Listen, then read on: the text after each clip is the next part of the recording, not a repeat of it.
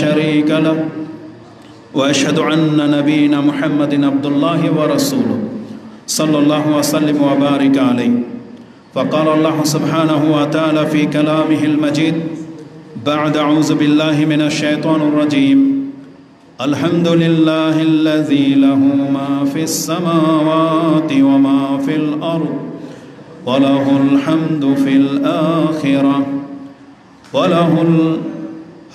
في الآخرة وهو الحكيم الخبير. وعن عائشة رضي الله تعالى عنها أن رسول الله صلى الله عليه وسلم سئل أي الأعمال أحب إلى الله قال أدوامه وإن قل متفق عليه. الله أكبر الله أكبر الله أكبر لا إله إلا الله الله أكبر الله أكبر ولله الحمد. প্রশংসা মাত্র আল্লাহ সুবহানাহু ওয়া তাআলার, যিনি বিশ্বজগতের একমাত্র মালিক, যিনি আমাদেরকে দীর্ঘ একটি মাস তার বন্দেগী করার তৌফিক দিয়েছেন, আমাদেরকে সুস্থতা এবং নিরাপত্তার সাথে রমজান অতিবাহিত করার তৌফিক দিয়েছেন। তাই আমরা তার প্রশংসা করি, আমরা বলি আলহামদুলিল্লাহ। সালাতু ওয়াস সালাম প্রিয় নবী মুহাম্মদুর রাসূলুল্লাহ সাল্লাল্লাহু আলাইহি ওয়াসাল্লামের প্রতি, যার মাধ্যমে আমরা এই কল্যাণকর দিন পেয়েছি, যার উপরে একবার সালাত এবং সালাম পাঠকারী আল্লাহর পক্ষ থেকে 10 বার সালাত এবং সালাম প্রাপ্ত হয়ে থাকে। আমরা বলি আল্লাহুম্মা সাল্লি ওয়া সাল্লিম ওয়া বারিক আলা নবিয়িকা মুহাম্মদ। খুতবার শুরুতেই যেটা আমি স্মরণ করিয়ে দিব, ঈদের সালাতের এটাই হচ্ছে বৈশিষ্ট্য যে প্রথম এসে আমরা 2 রাকাত সালাত আদায় করব, তারপরে খুতবা হবে। এটাই ছিল রাসূলুল্লাহ সাল্লাল্লাহু আলাইহি ওয়াসাল্লামের আদর্শ, সেটা আমরা করেছি। যদি এমন কোনো ব্যক্তি পৃথিবীর যে কোনো প্রান্তে থাকুক, তার যদি ঈদের সালাত ছুটে যায়, কোনোভাবে যদি মিস হয়ে যায়, তাহলে তার জন্য উচিত হবে সে নিজে নিজেই ঈদের মতো করে 2 রাকাত সালাত আদায় করে নেবে। চাইলে সে নতুন করে কাউকে নিয়ে জামাত করতে পারে অথবা একাকী পড়তে পারে, সেটা পুরুষ মহিলা উভয়ের জন্য সমান। এই ক্ষেত্রে আপনি বিস্তারিত জানতে চাইলে বুখারীতে একটি পর্ব রয়েছে, ইমাম বুখারী রাহিমাহুল্লাহ তিনি তার ঈদাই 13 নম্বর অধ্যায়ের 25 নম্বর পর্বে আপনি হাদিস পেয়ে যাবেন, এবং তিনি পর্ব করেছেন এভাবে, বাবুন ইজা ফাতাহু আল ঈদ ইউসাল্লি রাকাতাইনি, যার ঈদ ছুটে যাবে তাহলে সে যেন 2 রাকাত সালাত আদায় করে নেয়। ওয়া কাযালিকা নিসাউ, এমনটাই হুকুম মহিলাদের জন্যেও। ওয়ামান কানা ফিল বুয়ুতি ওয়াল কুরা, এমনকি যারা বাসায় আছে, বাড়িতে, মসজিদে বা ঈদগাহে আসতে পারবে না, তাদের জন্য একই হুকুম, এবং গ্রামেও যারা থাকে তাদের জন্য একই হুকুম। তিনি দলিল কোট করেছেন রাসূলুল্লাহ সাল্লাল্লাহু আলাইহি ওয়াসাল্লামের একটি বাণী থেকে, যে লিকাউলিন নবী সাল্লাল্লাহু আলাইহি ওয়াসাল্লাম, কারণ রাসূল বলেছেন হাজা ঈদুনা আহলাল ইসলাম, ইসলামের অনুসারীদের এটাই হলো ঈদ। তার মানে এই যে আমরা যে 2 রাকাত সালাত আদায় করেছি, এটাকেই মূলত ঈদ বলা হয়। এজন্য ইমাম বুখারী ঈদের সালাতকে ঈদ বলে আখ্যায়িত করেছেন। আর প্রত্যেকটা মুসলিমকে এটা জানতে হবে যে ঈদ আনন্দ মানেই হলো এই 2 রাকাত সালাত। কারণ জাহেলিয়াতের যুগেও তারা আনন্দ উৎসব করে ঈদ পালন করত, কিন্তু ইসলামের যুগে আল্লাহর পক্ষ থেকে এই আজকের দিন এবং জিলহজ মাসের 10 তারিখ কুরবানির দিনকে আল্লাহর পক্ষ থেকে আমাদের জন্য ঈদ নির্ধারণ করা হয়েছে। এবং আল্লাহর পক্ষ থেকে যেহেতু দিন নির্ধারণ করা, কিভাবে আমরা ঈদ পালন করব সেটাও আল্লাহ কর্তৃক, এবং রাসূলুল্লাহ সাল্লাল্লাহু আলাইহি ওয়াসাল্লাম ঈদ পালন করতেন এইভাবে জামাতবদ্ধ 2 রাকাত সালাত আদায় করার মাধ্যমে। তা আমরা যা আদায় করতে পেরেছি তাই আমরা আল্লাহর প্রশংসা করি, আমরা বলি আলহামদুলিল্লাহ। আজকের এই খুতবায় আমি বেশি লম্বা করব না, যদিও কথা অনেক। আমি মাত্র 3টা পয়েন্ট আপনার কাছে তুলে ধরব, যতটুকু সময়ের মধ্যে ভূমিকা ছাড়াই আমি আপনার কাছে পেশ করি। তার প্রথমটা হলো, যেহেতু আমরা মুসলিম, আল্লাহ আমাদের জন্য কিতাব নাজিল করেছেন, রাসূল প্রেরণ করেছেন, আমাদেরকে হেদায়েত করেছেন, আমাদেরকে সুস্থ রেখেছেন, আমাদেরকে তার বন্দেগী করার তৌফিক দিয়েছেন। এভাবে অসংখ্য নেয়ামতের মাঝে আল্লাহ আমাদেরকে বাঁচিয়ে রেখেছেন। তাই প্রতিনিয়ত এটা আমাদের কর্তব্য, দায়িত্ব বটে, এটা আল্লাহর হক যে আমরা তার শুকরিয়া আদায় করব। এজন্য প্রথম আমরা আমাদের ওই সমস্ত মুসলিম ভাইদেরকে স্মরণ করে দিতে চাচ্ছি যারা দীর্ঘ একটা মাস, রমজান মাসকে যারা ইবাদতের মাধ্যমে কাটিয়েছেন, তাদের জন্য উচিত আল্লাহ সুবহানাহু ওয়া তাআলার শুকরিয়া আদায় করে তার প্রশংসা করা। কেননা ধর্মের যে কর্মগুলো আছে সেটা কখন, কিভাবে, কতটা করতে হয় এটা আমাদের অজানা ছিল, আমরা জানতাম না। কিন্তু আল্লাহর পক্ষ থেকে তিনি আমাদেরকে শিক্ষা দিয়ে আমাদেরকে সম্মানিত করেছেন, এবং এটা যে আল্লাহর পক্ষ থেকে আমাদেরকে সম্মানিত হওয়া বোঝায় এই সম্পর্কে আল্লাহ সুবহানাহু ওয়া তাআলা কোরআনে ইঙ্গিত দিয়ে দিয়েছেন, যেটা আপনি সূরা বাকারার 152 নম্বরে পেয়ে যাবেন, যে কামা আরসালনা ফীকুম রাসূলাম মিনকুম ইয়াতলুনা আলাইকুম আয়াতিনা ওয়া ইউযাক্কিকুম ওয়া ইউআল্লিমুকুমুল কিতাবা ওয়াল হিকমা ওয়া ইউআল্লিমুকুম মা লাম তাকুনু তা'লামুন। আল্লাহ বলেছেন তোমাদেরকে যতভাবে আমি সম্মানিত করেছি তার একটা সম্মান এটাও যে তোমাদের মধ্য থেকে একজন রাসূলকে প্রেরণ করেছি, সে রাসূল তোমাদেরকে কোরআন এবং হিকমা শিক্ষা দিয়েছেন এবং এমন কিছু তোমাদেরকে শিক্ষা দিয়েছেন যা তোমরা জানতে না। তো আল্লাহ আমাদেরকে ধর্ম শিখিয়ে আমাদের উপর অনেক বড় এহসান করেছেন, আমাদেরকে হিদায়াত করে আল্লাহ আমাদেরকে সম্মানিত করেছেন। তাই আমরা আল্লাহ সুবহানাহু ওয়া তাআলার শুকরিয়া আদায় করতে বাধ্য।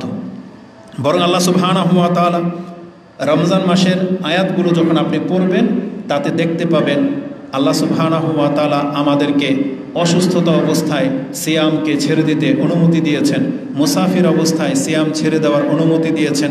এইভাবে আল্লাহ সুবহানাহু ওয়া তাআলা বিস্তারিত বলে দিয়ে আমাদেরকে জানিয়ে দিয়েছেন, ইউরিদুল্লাহু বিকুমুল ইউসরা ওয়ালা ইউরিদু বিকুমুল উসর। আল্লাহ চায় তোমাদের জন্য সহজ করতে, তিনি তোমাদের জন্য কোনো কিছুকে কঠিন করতে চান না।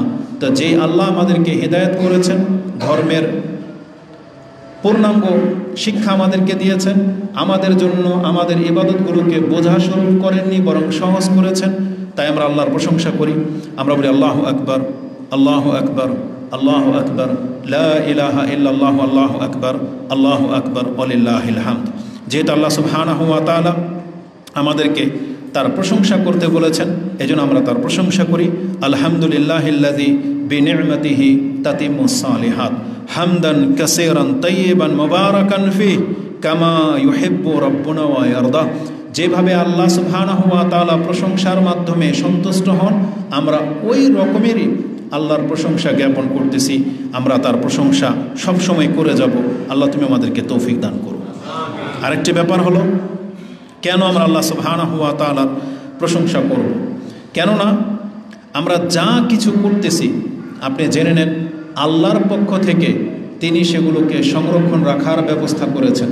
আপনি যতবার সুবহানাল্লাহ বলেন, আলহামদুলিল্লাহ বলেন, আল্লাহু আকবার বলতেছেন, রাস্তা থেকে কখন কোনো কষ্টদায়ক বস্তু তুলে ফেলে দিচ্ছেন, আপনার অন্তরে কখন ভালো কিছুর চিন্তা জাগে, কত টাকা দান করলেন, কত ওয়াক্ত সালাত আদায় করলেন, এগুলো আমাদের কারো নলেজে থাকে না। কিন্তু আল্লাহ সুবহানাহু ওয়া তাআলা প্রত্যেকটি ভালো কাজ তিনি লিখে রাখার ব্যবস্থা করেছেন। কেন? যাতে করে আল্লাহ বলেছেন ইউওয়াফিয়াহা ইয়াহা, যাতে করে আমি তাদেরকে এর পরিপূর্ণ বদলা দিতে পারি। অতএব আমরা যে ভালো কাজগুলো করতেছি এটা আল্লাহর পক্ষ থেকে সংরক্ষণ রাখার ব্যবস্থা আল্লাহ করেছেন। এবং আল্লাহ সুবহানাহু ওয়া তাআলা তিনি আমাদেরকে এটাও জানিয়েছেন, যারা নিজেকে ভালো কাজের মধ্যে পাচ্ছ, তোমার দায়িত্ব কর্তব্য হলো আল্লাহর প্রশংসা করা। আল্লাহ সুবহানাহু ওয়া তাআলার এই বাক্যটি হাদিসে কুদসিতে রয়েছে। ইমাম মুসলিম তিনি তার কিতাবুল বিররি ওয়াস সিলার মধ্যে হাদিসটা এনেছেন 6466-তে। এটা লম্বা হাদিসের শেষ অংশ এটা, যে রাসূল বলেছেন, আল্লাহ সুবহানাহু ওয়া তাআলা তিনি বলেন, ইয়া ইবাদি, হে আমার বান্দারা, ইন্নামা হিয়া আমালুকুম, এই যে তোমাদের আমলগুলো, উহসিহা লাকুম, আমি তোমাদের জন্য সেগুলোকে সংরক্ষণ করে রেখে দিচ্ছি, সুম্মা ওয়াফিয়াকুম ইয়াহা, যাতে করে তার পরিপূর্ণ বদলা তোমাদেরকে আমি দিতে পারি। তারপরে আল্লাহ বলেছেন, ফামান ওয়াজাদা খায়রান ফালিয়াহমাদিল্লাহ, যেই ব্যক্তি নিজেকে ভালো কাজের মধ্যে পাচ্ছ, অতএব তুমি আল্লাহর প্রশংসা করো। যেহেতু আল্লাহ আমাদেরকে মুসলিম করেছেন, আমাদেরকে কোরআন দিয়ে ধন্য করেছেন, আমরা রমজান মাসের সিয়াম রেখেছি, কিয়াম রেখেছি, কিয়াম করেছি, আমরা অনেকে দাঁড়িয়ে রেখেছি, হালালের উপরে আছি। এইভাবে নিজেকে যত ভালো কাজের মধ্যে আপনি পাচ্ছেন, যেটা আপনি অন্যকে দেখতে পান না, এই জন্য আপনাকে আল্লাহ সুবহানাহু ওয়া তাআলার শুকরিয়া আদায় করতে হবে। যেহেতু আল্লাহ সুবহানাহু ওয়া তাআলা আমাদেরকে হেদায়েত করে দিয়েছেন, এই জন্য আমরা তার প্রশংসা করি। আমরা বলি আলহামদুলিল্লাহিল্লাযী হাদানা লিহাযা ওয়া মা কুন্না লিনাহতাদিয়া লাউলা আন হাদানাল্লাহ। এই দোয়াটা আল্লাহ সুবহানাহু ওয়া তাআলা আমাদেরকে শিক্ষা দিয়েছেন, যেটা আপনি সূরা আরাফ 7 নম্বর সূরা 43-এ পেয়ে যাবেন, যে আল্লাহ বলেছেন হেদায়েত প্রাপ্তদেরকে এইভাবে দোয়া করা উচিত যে সমস্ত প্রশংসা সে আল্লাহর, যিনি আমাদেরকে হেদায়েত করেছেন। তিনি যদি আমাদেরকে হেদায়েত না করতেন তাহলে কোনো অবস্থাতেই আমরা হেদায়েতের পথ পেতাম না। এই জন্য আমাদেরকে আল্লাহ সুবহানাহু ওয়া তাআলার শুকরিয়া আদায় করতে হবে। তৃতীয়ত যে কারণে আমরা আল্লাহ সুবহানাহু ওয়া তাআলার শুকরিয়া আদায় করব, তা হলো তিনি আমাদের উপরে যত বেশি অনুগ্রহ করেছেন এবং করবেন, আল্লাহ সুবহানাহু ওয়া তাআলার এই অনুগ্রহগুলোকে আমি আর আপনি কোনো অবস্থাতেই চুকানোর ক্ষমতা রাখি না। কিন্তু আল্লাহ এত মহান, তিনি এত মর্যাদাবান যে তিনি ভালো করেই জানেন যে আমার বান্দা আমার অনুগ্রহ কোনোদিন চুকাতে পারবে না। তাই আল্লাহ সুবহানাহু ওয়া তাআলা নিজের পক্ষ থেকে একটা বাক্য আমাদেরকে শিক্ষা দিয়েছেন, যে কোনো ব্যক্তি দুনিয়ার সবচেয়ে বড় নেয়ামত যদি পেয়ে যায়, এমনকি তাকে জান্নাত দেওয়া হবে, জান্নাতের সবচেয়ে সুউচ্চ স্থান দেওয়া হবে, সমস্ত নেয়ামত তাকে পূর্ণ করে দেওয়া হবে। আল্লাহ বলেছেন সেই জান্নাতের নেয়ামতের হক পর্যন্ত আদায় হয়ে যাবে যদি এই বান্দা একটা বাক্য বলে, আর সেটা হচ্ছে আলহামদুলিল্লাহ। তা আল্লাহ সুবহানাহু ওয়া তাআলা যিনি এই আলহামদুলিল্লাহ বাক্য দিয়ে পুরো পৃথিবীর মালিক করে দেওয়া হবে যাকে, সেও যদি আলহামদুলিল্লাহ বলে, তাহলে এই পুরো পৃথিবীর নেয়ামত আল্লাহর আলহামদুলিল্লাহ বাক্যের কাছে ছোট হয়ে যাবে। তা আমরা সেই সত্তার প্রশংসা করি।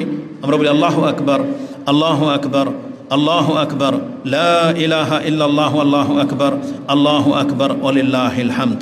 এই জন্য দেখা যায় যে এই ঈদের চাঁদ উঠে গেলেই তারপর থেকেই আল্লাহ সুবহানাহু ওয়া তাআলার এভাবে তাকবীর পাঠ করা হয়ে থাকে। তাই আমরা আল্লাহ সুবহানাহু ওয়া তাআলার তাকবীর পাঠ করেছি এবং তার প্রশংসার মাধ্যমে তার শুকরিয়া আদায় করার চেষ্টা করেছি। এবার আসুন দ্বিতীয় বিষয় যেটা থাকবে খুতবার মূল বিষয়, সেটা হচ্ছে যেহেতু রমজান মাস আমাদের কাছ থেকে বিদায় নিয়েছে, এখন আমাদের উচিত আল্লাহ সুবহানাহু ওয়া তাআলাকে বাকি দিনগুলোতে স্মরণ রাখা। কারণ এটা পসিবল রয়েছে বা এটা সাধারণত মানুষের ফিতরতে রয়েছে যে মানুষ একটা সময় গিয়ে উদাসীন হয়ে যায়। আর আমাদেরকে জানানো হয়েছে যে রমজান মাসে শয়তান আবদ্ধ ছিল, বন্দী ছিল, সে আবার মুক্ত হয়ে গেছে এবং আবার পৃথিবীর মানুষকে গুমরাহ করা হবে, সে নিজে মানুষকে তার দলের দিকে ডাকবে। এখন এহেন পরিস্থিতিতে মানুষ আবার গাফিলতির দিকে চলে যাবে, এটাই স্বাভাবিক। তাই আল্লাহ সুবহানাহু ওয়া তাআলা আমাদেরকে তালকিন করেছেন আমরা যেন আল্লাহকে ভুলে না যাই।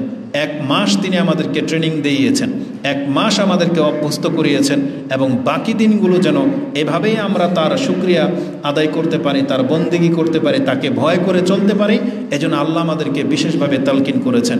বিশেষ করে আপনি কোরআন পড়লে দেখতে পাবেন সবচেয়ে বড় ইবাদতগুলো যখন শেষ হয়ে যায়, বড় গ্যাদারিং থেকে মানুষ যখন মুক্ত হয়, তখন আল্লাহর পক্ষ থেকে সবচেয়ে জোরালোভাবে তাকে যে আদেশ করা হয়েছে সেটা হচ্ছে আল্লাহকে স্মরণ করা। আল্লাহ বলছে তুমি আমাকে ভুলে যেও না। যেমন আপনি পেয়ে যাবেন সূরা বাকারাতে আপনি পেয়ে যাবেন আল্লাহ সুবহানাহু ওয়া তাআলা হজ থেকে যারা হজ করে ফিরে আসে, মানে হজের মূল কাজ যখন শেষ হয়ে যায়, তখন আল্লাহ তাদেরকে আদেশ করেছেন ফাইজা কাদাইতুম মানাসিকাকুম ফাযকুরুল্লাহা কাযিকরিকুম আবাআকুম আও আশাদ্দা যিকরা। যখন আরাফার ময়দান থেকে তোমরা মিনাতে আসবে, মুজদালেফার পরে মিনা, 10 তারিখে যখন পাথর মারা শেষ, তাওয়াফ করা শেষ, সব কিছু হজের মূল কাজ শেষ, বাকি 3 দিন মিনাতে অবস্থান করতে হয়। সেখানে সালাত আদায় করবেন আর ঘুমাবেন, আর কোনো কাজ নাই।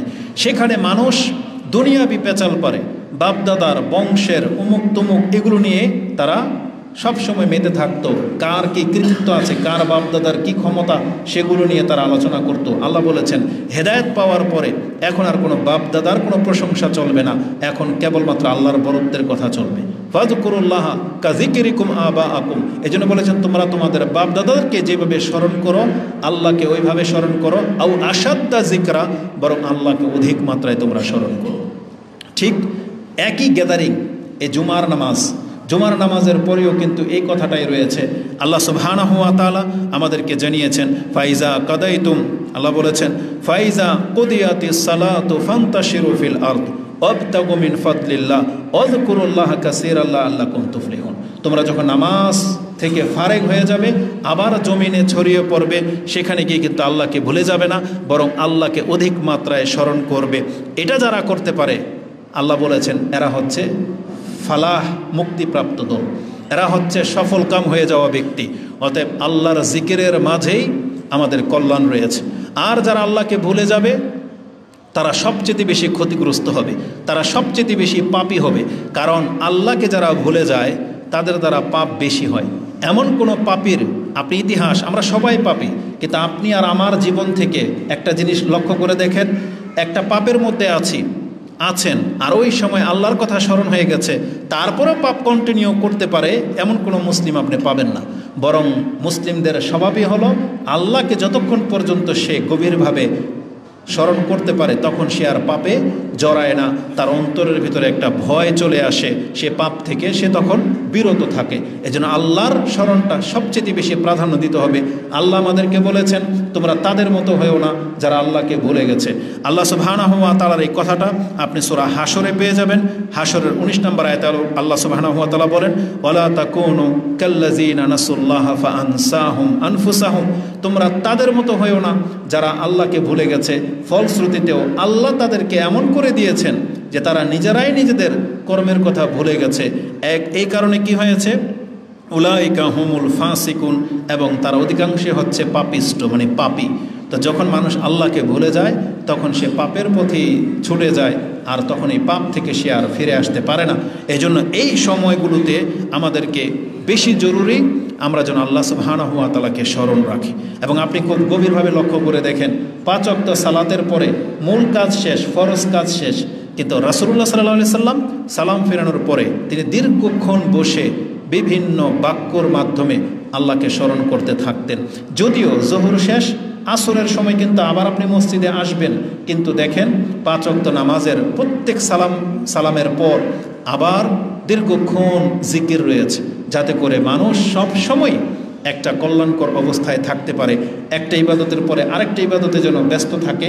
এটাই আল্লাহ সুবহানাহু ওয়া তাআলা চেয়েছেন। তো আল্লাহর জিকির, আল্লাহর স্মরণ, এটাই হচ্ছে সবচেয়ে বড় ব্যাপার।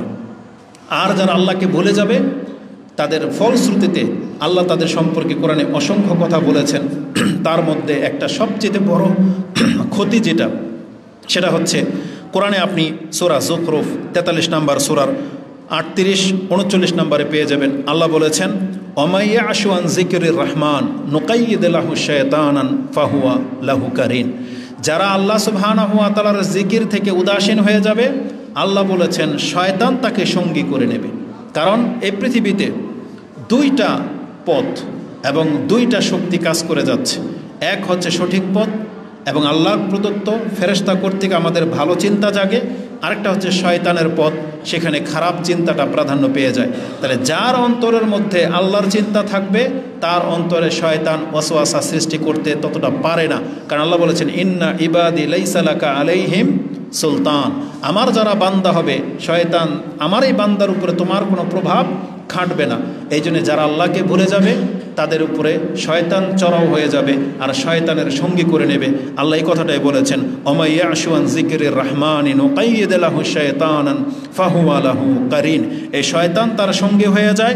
এবং আল্লাহ বলেন ওয়া ইন্নাহুম লা ইয়াসুদ্দুনাহুম আনিস সাবিলি, তারা শয়তানরা মানুষদেরকে আল্লাহর পথ থেকে সরিয়ে রাখে।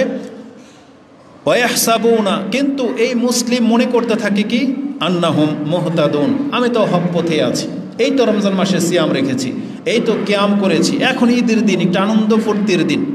দেখা যাবে যে আজকে ঈদের দিন, কালকে রাত সারা রাত এই মেহেন্দি লাগিয়ে মহিলারা নষ্ট করেছে, আড্ডাবাজি করে নষ্ট করেছে, ওই ফজরের সালাতের পূর্বে গিয়ে ঘুমিয়েছে, ফজর মিস। ঈদের প্রস্তুতির জন্য সেমাই বানাবে, সব কিছু সে প্রস্তুতি নিচ্ছে, কিন্তু তার নামাজ মিস। যুবকদের অবস্থা দেখেন, ও রাত ভরে পটকা ফুটাবে, ও ঈদের জন্য ব্যান্ড পার্টি করেছে, এটা করবে সেটা করবে, কিন্তু তার মূল বেসিক যেটা সেটা সে ভুলে গেছে মাত্র একদিনের ব্যবধানে। আরে আম পাবলিক কি বলবো, আমাদের দেশের হুজুর সমাজ ধর্ম নিয়ে করে তামসা। আপনি সেহারির সময় শেষ সময় বলতেছে আর মাত্র 3 মিনিট, 5 মিনিট, 3 মিনিট, তারপরে আজান দিয়ে দিল। আজান হলো সর্বশেষ সেহারির কয়টা বাজে আজান হয়েছে? 4:40 ধরে নেন। কিন্তু তার পরের দিনে ডিক্লেয়ার দিয়ে দিবে যে আগামীকাল থেকে জামাত হবে 5:30টায়, আজান হবে 5টায়। জেনে শুনে আপনি 20 মিনিট ঢিনাই করে দিলেন। কেন? যেখানে আমাদের দেশের ধর্মীয় হুজুররাই যদি ধর্ম নিয়ে তামসা করে, তাদের মধ্যে যদি চেঞ্জিং চলে আসে এক দিনের ব্যবধানে, তাহলে আমাদের জনসাধারণের কেন চেঞ্জিং আসবে না? এটাই তার বাস্তব উদাহরণ। তবে যারা কল্যাণের পথে আছেন তারা আল্লাহ সুবহানাহু ওয়া তাআলার দ্বীনটাকে শক্ত করে ধরার চেষ্টা করেন, আল্লাহকে ভুলে যেন না, তাহলে কিন্তু শয়তান আমাদেরকে নিয়ে নেবে। আল্লাহ বলেছেন কতদিন পর্যন্ত? হাত্তা ইযা জাআনা ক্বালা ইয়া লাইতা বাইনি ওয়া বাইনাকা বু'দাল মাশরিকাইনি ফাবিসাল কারিন। সে যখন এই শয়তানের সঙ্গী হয়ে কিয়ামতের মাঠে উঠবে, সে তার পাশে সেই শয়তানকে সে দেখতে পাবে, যার সঙ্গী হয়ে সে চলতো, যার সাথে জুয়া খেলতো, যার সাথে জেনায় লিপ্ত হয়েছে, যার সাথে সে নামাজ ছেড়ে দিয়ে খেলতামশায় লিপ্ত হয়েছে, সেই ব্যক্তিদেরকে তার পাশে পাবে, শয়তানকেও পাবে। কিন্তু সেই দিন সে বলবে ইয়া লাইতানি, হায় আমার দুর্ভোগ, যদি এই ব্যক্তির মাঝে আর আমার মাঝে ওই রকমের দূরত্ব তৈরি হয়ে যেত যতটা দূরত্ব পূর্ব এবং পশ্চিমের মাঝে রয়েছে। পূর্ব আর পশ্চিমকে কি একসাথে লাগাইতে পারবে? লাগাইতে পারবে না। প্রত্যেকটা পাপী সেদিন চাইবে যার সাথে সে পাপ করেছে তার থেকে যেন এতটা দূরে সে অবস্থান করতে পারে। কিন্তু একজন আরেকজনকে দোষারোপ করে কোনো কাজ হবে? আল্লাহ সুবহানাহু ওয়া তাআলা বলে দিয়েছেন ওয়ালা ইয়ানফাউকুমুল ইয়াউম, আজকে এই দোষারোপ করা আজকে তোমারও কোনো ফায়দা হবে না, তারও কোনো ফায়দা হবে না। কোনো পাপীকে সেদিন ছেড়ে দেওয়া হবে না যে শয়তানকে শাস্তি দেওয়া হবে আর তাকে ছেড়ে দেওয়া হবে। আল্লাহ বলছেন না, ইন্না ওয়ালা ইয়ানফাউকুমুল ইয়াউম ইয যালামতুম, যেহেতু তোমরা দুজনেই জালেম ছিলা, আন্নাকুম ফিল আযাবি মুশতারিকুন, তাহলে আজকে পাপের ক্ষেত্রেও একসাথে ছিল, আজকে শাস্তির ক্ষেত্রেও তোমরা একসাথে শাস্তি ভোগ করবে। এই জন্য মোটেও উচিত নয়। আমাদেরকে আল্লাহ সুবহানাহু ওয়া তাআলাকে স্মরণ রাখতেই হবে।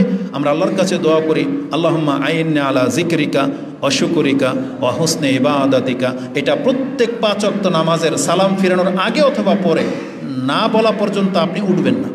রাসূলুল্লাহ সাল্লাল্লাহু আলাইহি ওয়াসাল্লাম নিষেধ করেছেন, মুআজ বিন জাবালকে বলেছেন আমি তোমাকে ভালোবাসি, তুমি এই দোয়া ছাড়া সালাম থেকে বা সালাত থেকে তুমি ফিরবা না।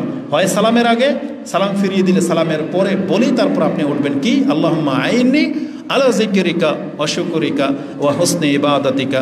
আল্লাহ তুমি আমাদেরকে সাহায্য করো যাতে আমরা তোমাকে স্মরণকারী হতে পারি, আমরা তোমার শুকরগুজার বান্দা হতে পারি, আমরা তোমার উত্তম ইবাদতগুজার বান্দা হতে পারি। এটা আল্লাহর কাছে সাহায্য চাইতে হবে। দ্বিতীয় বিষয় যেটা আমরা স্মরণ করিয়ে দিব, আল্লাহ সুবহানাহু ওয়া তাআলার স্মরণ, এটাই হলো মূল। এর জন্য আমাদেরকে কি করতে হবে? রমজান মাসে যেভাবে আমরা আল্লাহর বান্দা ছিলাম, আমাদেরকে ওয়াদাবদ্ধ হতে হবে ইনশাআল্লাহুল আজিজ, যে ইবাদতগুলো আমি রমজান মাসে করেছি, আল্লাহ তোমার সাথে ওয়াদা করতেছি এটা আমার কোনো দিন ছুটে যাবে না। যারা আমরা ফরজ করেছি, ফরজ তো আমাদেরকে আদায় করতেই হবে। আপনি খেয়াল করে দেখেন এ রমজান মাসে আপনি ফরজের সাথে অনেক নফল ইবাদতও করেছেন। এটা আমাদের মুসলিম ভাইদের কাছে দাবি থাকবে, আমি সহ আমরা যেন সেই ইবাদতগুলোকে কন্টিনিউ চালিয়ে নিতে পারি, যদিও তার পরিমাণ হবে অল্প। আপনি রমজান মাসে 1 খতম দিয়েছেন বা প্রত্যেক দিন 1 পারা পড়েছেন, কিন্তু আজকে আপনি 1 পৃষ্ঠা হলেও পড়তে হবে, কালকে 1 পৃষ্ঠা হলেও পড়তে হবে। মানে প্রতিনিয়ত আপনাকে কোরআনের সাথে লেগে থাকতে হবে। আরব দেশের একজন শেখের একটা ছোট্ট ক্লিপ দেখলাম, তিনি কথাটাকে এভাবে বলেছেন, যেই ব্যক্তি কোরআনের সঙ্গী হয়ে যায় কোরআন তাকে কোনো দিন ছাড়বে না, আর যেই ব্যক্তি নিজে থেকে কোরআনকে দূরে সরিয়ে দিবে কোরআন তার কাছে কোনো দিন আসবে না। কিয়ামতের মাঠে পর্যন্ত কোরআন আপনাকে ছাড়বে না। যারা দুনিয়াতে কোরআনকে নিজের সাথে রেখেছিলেন, কিয়ামতের মাঠে কোরআন আপনার সাথে থাকবে, কোরআন আপনাকে ছায়া করবে, কোরআন আপনার জন্য সুপারিশ করবে। আর যারা কোরআনকে ছেড়ে দিয়েছেন, কবরে আপনার সাথে কোরআন থাকবে না, হাসরের মাঠও থাকবে না, মর্যাদার ক্ষেত্রে কোরআন থাকবে না, বরং কোরআন বিপক্ষে দাঁড়িয়ে যাবে। ওই কথাগুলো আছে, আমি লম্বা করব না। তো চমৎকার কথা বলেছেন। এই জন্য যে ইবাদতগুলো আমরা শুরু করেছিলাম আল্লাহর জন্য সেগুলোকে কন্টিনিউ করা, এর মাধ্যমে আল্লাহকে স্মরণ করা। ইবাদতবিহীন আল্লাহর স্মরণ হয় না, এটা জেনে নেন। ইবাদতবিহীন আল্লাহর স্মরণ হয় না। যেই ব্যক্তি ইবাদত ছেড়ে দিয়ে যদি বলে যে আমি আল্লাহকে স্মরণ রাখি, সে মিথ্যুক প্রমাণিত হবে। অথবা তার উদাহরণ হলো ওই রকম, আমাদের কিছু মহিলাদেরকে আমরা দেখেছি আজান হলে তারা মাথায় কাপড় দেয় কিন্তু সালাত আদায় করে না। বুঝেন? এটা হচ্ছে এই রকমের আল্লাহকে স্মরণ করা। মানে আজান হচ্ছে সে মাথায় কাপড় দিবে, আজান শেষ কাপড়ও পরে যাবে, সে নামাজও আদায় করে না। তবে জেনে নেন, আল্লাহকে স্মরণ করার একমাত্র উপায় হলো ইবাদত। ইবাদতবিহীন আল্লাহকে স্মরণ করা হয় না। আল্লাহ নিজেই বলেছেন মুসা আলাইহিস সালামকে, ইন্নানি আনাল্লাহ লা ইলাহা ইল্লা আনা ফা'বুদিনি ওয়া আকিমিস সালাতা লিযিকরি। মুসা, তুমি জেনে নাও আমি হচ্ছি সেই আল্লাহ, আমি ছাড়া সত্য কোনো ইলাহা নাই, অতএব আমারই ইবাদত করো এবং আমাকে স্মরণ করার জন্যেই তুমি সালাত আদায় করবে। এজন্য যারা 5 ওয়াক্ত নামাজকে ছেড়ে দিয়েছেন, আপনি আল্লাহকে স্মরণ করেন, এটা মিথ্যা প্রমাণিত হয়ে যাবে। বরং নামাজের মাধ্যমে আপনাকে আল্লাহকে স্মরণ করতে হবে, হারাম থেকে বেঁচে থাকার মাধ্যমেই আল্লাহকে স্মরণ করতে হবে, পর্দা করার মাধ্যমেই আপনাকে আল্লাহকে স্মরণ করতে হবে। কারণ একটা মহিলা যখন পর্দা করে, সেটা প্রমাণ করে দিল যে সে আল্লাহকে ভয় পায়, সেটা প্রমাণ করে দিল সে এখন আল্লাহকে ফিল করতেছে যে আমি যদি বেপর্দা হই আল্লাহ দেখবে, আল্লাহ ধরবে। আমরা যারা দাড়ি ফেলে দিচ্ছি, আমরা আল্লাহকে ভয় পাই না। যারা রেখে নিয়েছি তারাই আল্লাহকে ভয় পাচ্ছেন, এটা তার প্রমাণ। যারা প্যান্ট একটার উপরে বানান তারা আল্লাহকে ভয় পায়, এটা তার প্রমাণ। যারা 5 ওয়াক্ত সালাত আদায় করেন, এটা তার প্রমাণ যে আপনি আল্লাহকে স্মরণ করতেছেন।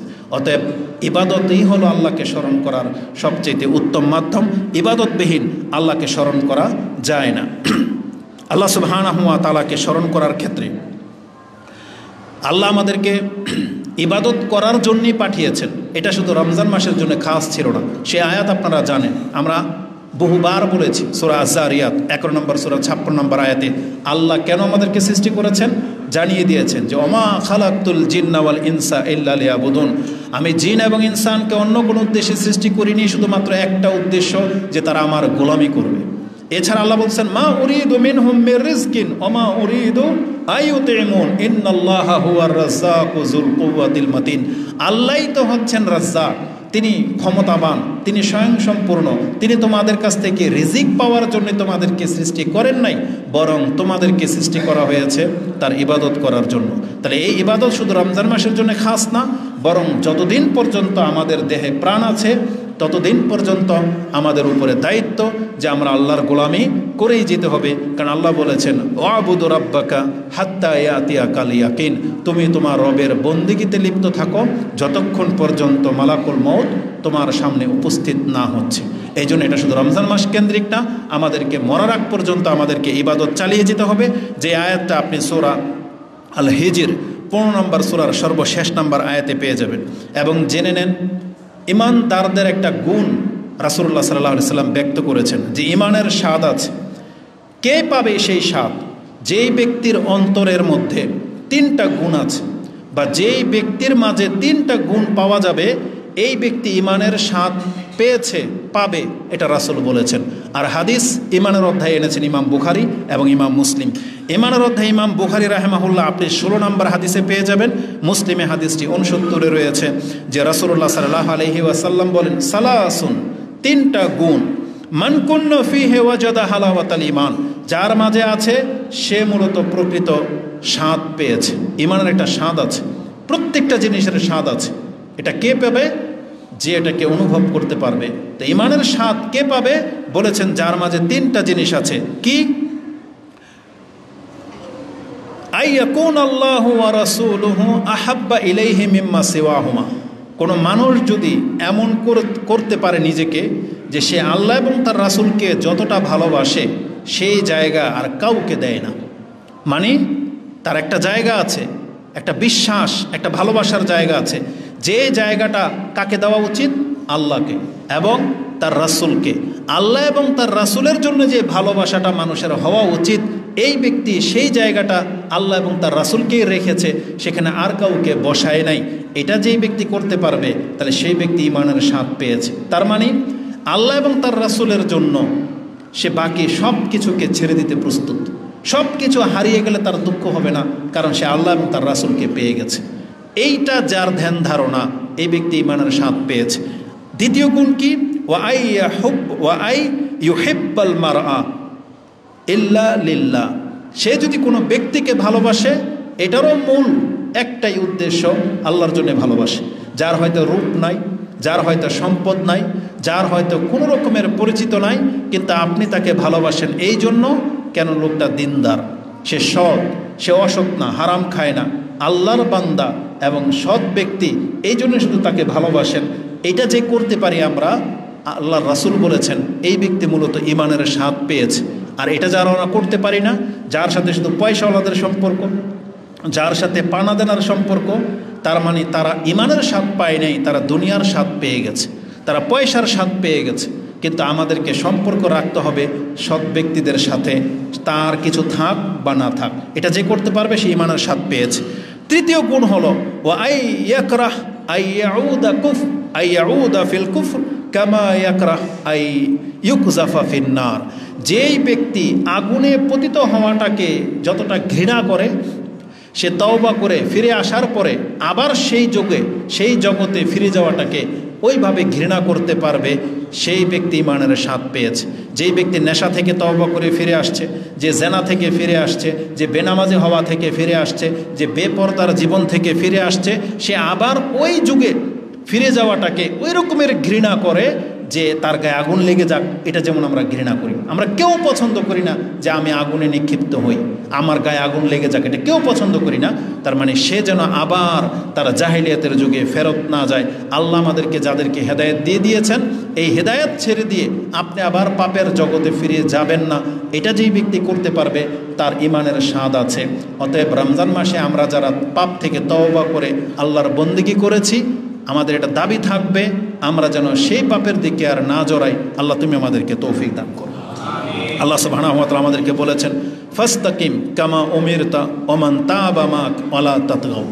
আল্লাহ সুবহানাহু ওয়া তাআলা সূরা হুদ 11 নম্বর সূরা 112 নম্বরে বলেছেন যে তোমরা ইস্তেকামাত অবলম্বন করো, ফাস্তাকিম কামা উমিরতা, যেভাবে তোমাদেরকে আল্লাহ আদেশ করেছেন সেই পথের উপরে তোমরা কায়েম হয়ে যাও। আমরা যেমন নামাজে দাঁড়ালে বলি না কাতারগুলাকে সোজা করেন, ইস্তাকিমু তার মানে সোজা করেন, কাতারগুলাকে সোজা করেন। আল্লাহ যখন বলেছেন ফাস্তাকিমু তোমরা সোজা হয়ে চলো, তার মানে তোমরা ডানে যেও না বামে যেও না, যে পথে তোমাদেরকে চলতে বলা হয়েছে তোমরা সেই পথে চলো। ওয়ালা তাতগাও, এবং তোমরা সীমালঙ্ঘন করো না। আজকে মুসলিম হয়ে আপনি সীমালঙ্ঘন করবেন, এটা সরাসরি কোরআনের আয়াতের খেলাফ। যারা আনন্দের নামে বোম ফুটাবেন, যারা আনন্দের নামে নেশা করবেন, যারা আনন্দের নামে জেনা করবেন, নামাজ ছেড়ে দিবেন, বেপরদা হয়ে ঘুরবেন, এটা কি সীমালঙ্ঘন। আল্লাহ বলছে ওয়ালা তাতগাও, তুমি সীমালঙ্ঘন করো না আল্লাহর সাথে, এটা আল্লাহ আমাদেরকে নিষেধ করেছেন।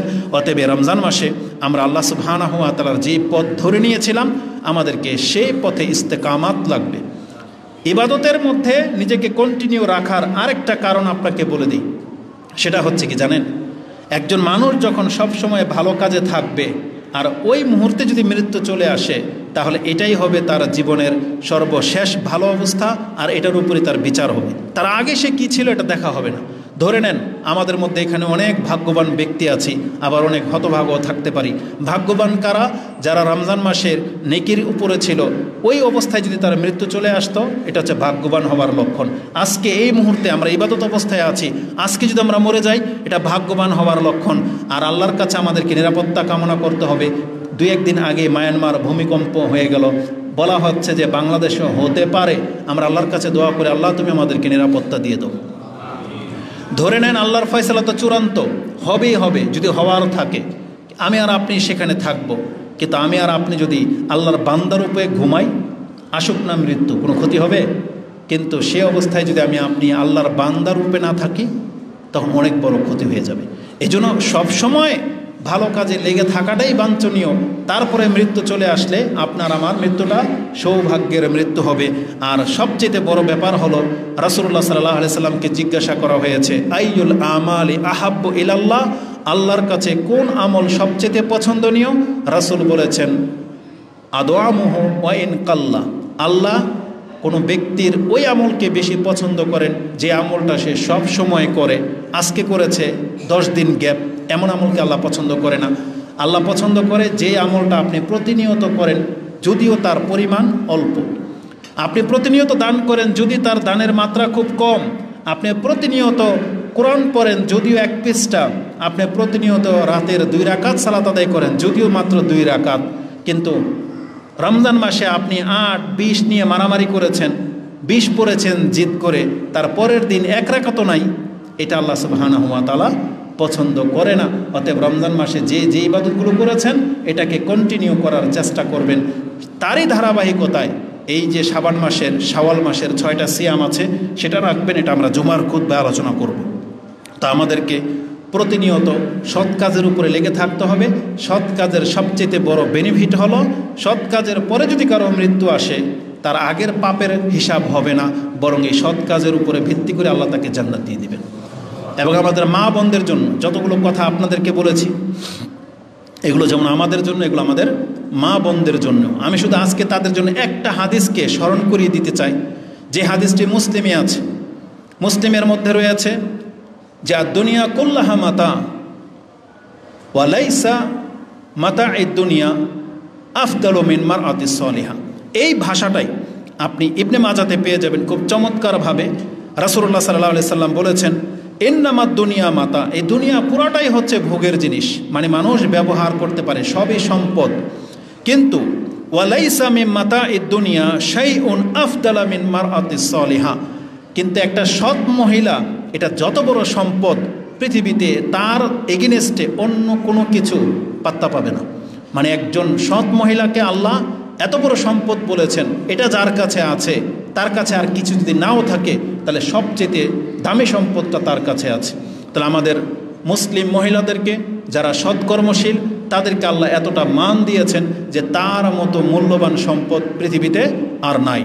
যদিও আমরা পুরুষরা সৌন্দর্যতাকে বেশি প্রাধান্য দিই, পয়সাকে বেশি প্রাধান্য দিই, ওই নারীদেরকে আমরা প্রাধান্য দেই না যারা দেখতে শুনতে অতটা সুন্দর না, যাদের অত নাম ডাক নাই।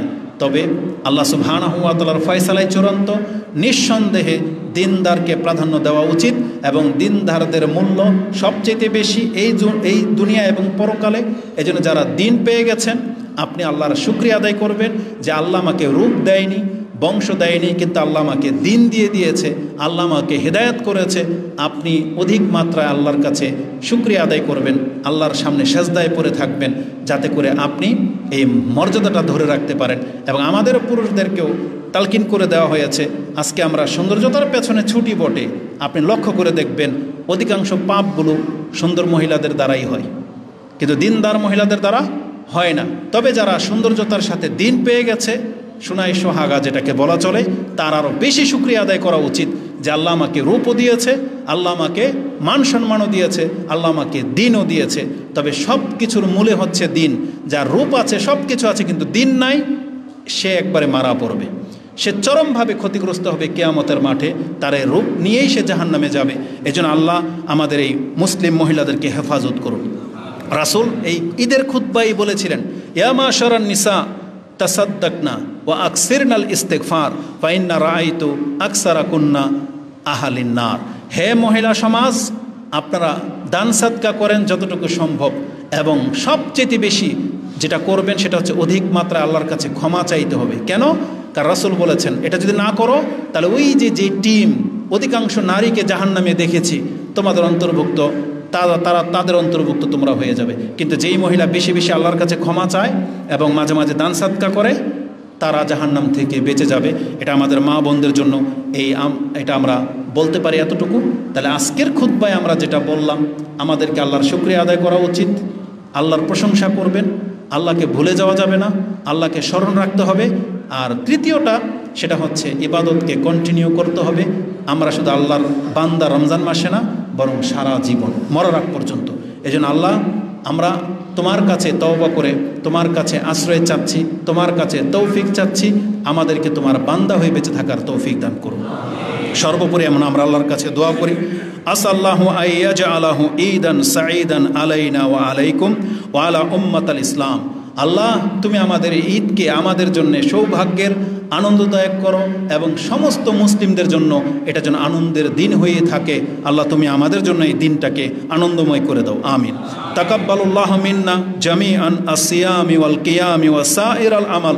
আল্লাহ, তুমি আমাদের সবার পক্ষ থেকে যে সালাত, যে সিয়াম, কোরআন তেলাওয়াত, দান সাদকা আমরা করেছি, আল্লাহ তুমি আমাদের ইবাদতগুলোকে কবুল করো।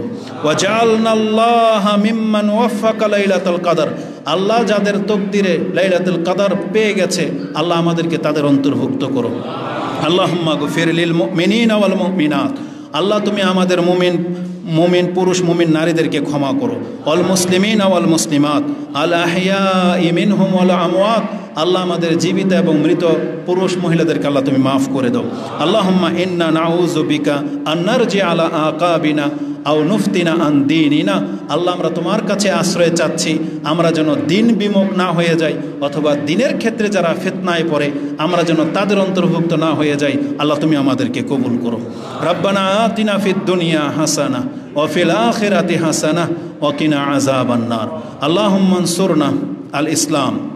আল্লাহ তুমি আমাদেরকে এবং ইসলামকে আল্লাহ শক্তিশালী করো।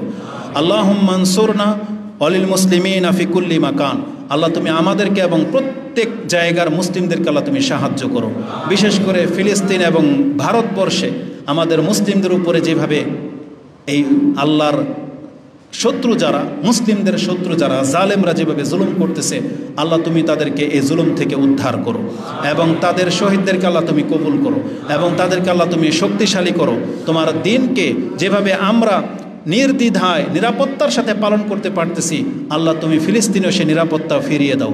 তারাও যেন আমাদের মতো করে ঈদ পালন করতে পারে, আল্লাহ তাদের স্বস্তি তুমি ফিরিয়ে দাও এবং এই জালেমদের উপরে তাদের জুলমের পরিণামটা যে কত মারাত্মক হবে এই দুনিয়াতে আল্লাহ তাদের স্বাদ তুমি চাখিয়ে দাও। এবং আল্লাহ তুমি আমাদেরকে শক্তিশালী করো।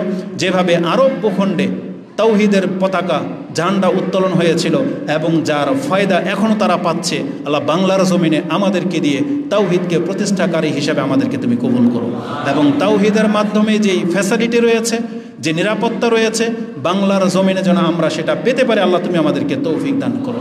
আল্লাহ যে বিপদের সংকেত আমরা পাচ্ছি, আল্লাহ তুমি আমাদেরকে এই বিপদ থেকে মুক্তি করে দাও এবং আমাদের জান মালকে আল্লাহ তুমি হেফাজত করো। আমাদের সন্তানদেরকে আল্লাহ তুমি নামাজি বানাও। আমাদের পরিবারকে আল্লাহ তুমি ইসলামিক পরিবার করে বেঁচে থাকার তৌফিক দান করো এবং আমাদেরকে তোমার দিন পালন করে হালাল হারাম বেঁচে চলার তৌফিক দান করো।